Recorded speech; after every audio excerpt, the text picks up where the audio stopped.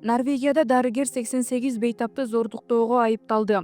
Норвегияда 55 жаштагы жалпы практикалык дарыгер Арне Бай 88 бейтапка сексуалдык зомбулук көрсөткөнгө, 94 аялга карата сексуалдык аракеттерди жасоо үчүн кызмат абалынан кыянаттык менен пайдаланганга айыпталууда. Маалыматка караганда, ал мындай аракетти дээрлик 20 жыл бою улантып видеого тартып келген. Сотто дарыгер күнөөсүн жарым-жартылай моюнга алган.